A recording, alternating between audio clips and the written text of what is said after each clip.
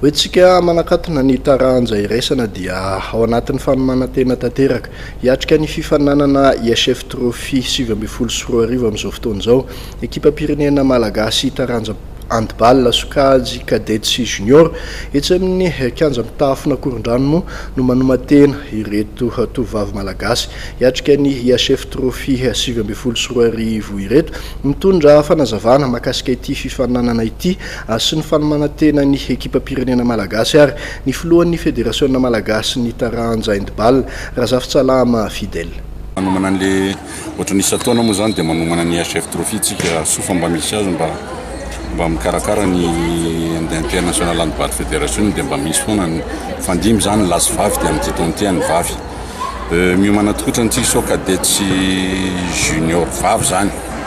dia hiatrika ny éliminatoire ny zone 7 eto amintsika du 22-27 fa saingy misy indro kely fa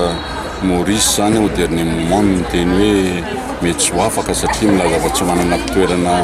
tsy manana terrain hono izy anaovana préparation dia mety tsy ho avy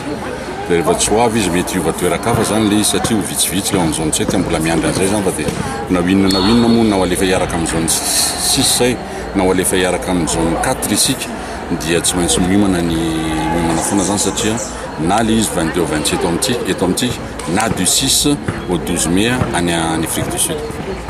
Manahoana nefa ny toky satria raha vao mivadika amin'ny zone 7 zany tsika dia efa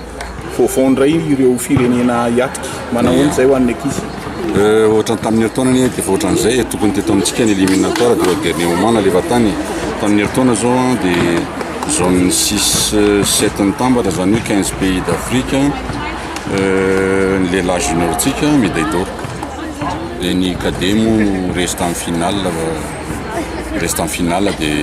médaille d'argent zany ny cadet zany hoe les zone 6 aloha marina fa misy ny Afrique du Sud sy ny karazany izy fa fanatsahana amintsika ihany niveauny fa ilay ny zone 4 nefa somary lasalasa lavitra ohatra hoe any amin'ny zone 4 tsika satria ny zone 4 misy an'ireo mondialiste Congo sy ny karazan'ireo efa manana niveau efa somary avo mihitsy an'ireo.